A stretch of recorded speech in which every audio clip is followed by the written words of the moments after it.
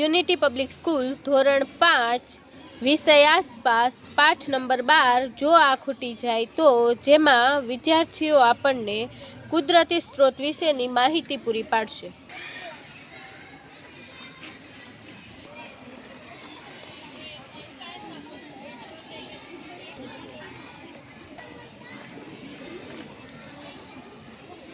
હું તમને crude oil વિશે થોડી જ માહિતી આપીશ.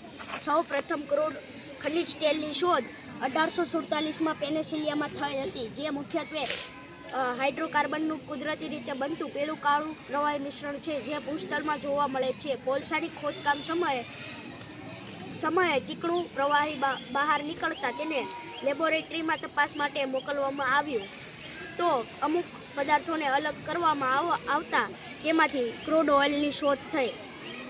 આજે ભારત ક્રૂડ ઓઇલ ઇમ્પોર્ટ કરતું ત્રીજો સૌથી મોટો દેશ છે.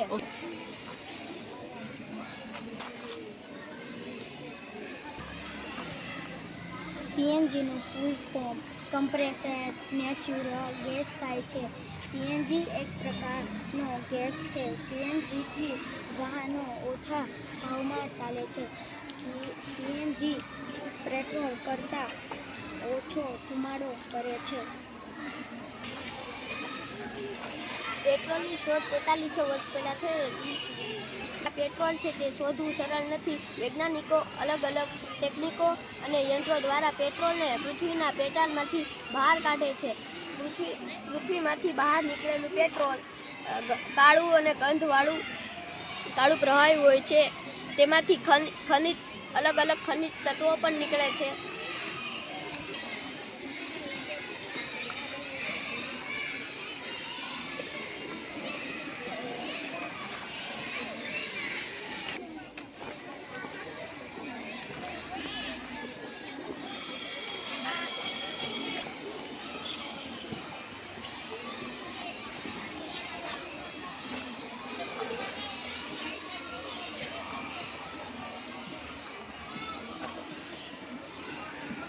પેટ્રોલ વિશે માહિતી આપીશ. પેટ્રોલ વાહનોમાં વપરાય છે. પેટ્રોલનો ભાવ 68 રૂપિયા હોય છે. પેટ્રોલ ખૂટી જાય તો તેને લાખો વર્ષ લાગે છે. જે પેટ્રોલથી ચાલતા વાહનો સ્કૂટર, મોટરકાર, મોટરસાઇકલ વગેરે વાહનો ચાલે છે.